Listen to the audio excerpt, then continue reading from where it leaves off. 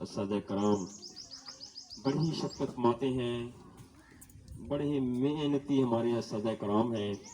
اللہ عز و جل مزید ہم تمام کو مل جل کر اس ادارہ کی خدمت کرنے کی فرمائے.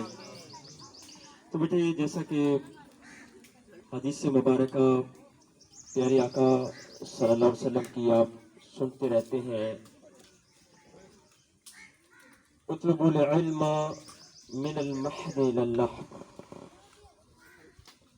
کہ ماں کی گود سے قبر تک جو ہے وہ علم حاصل کرو.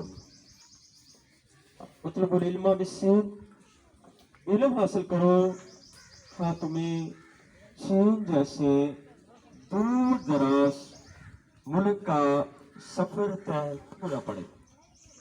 عزیز طالب علموں، یقیناً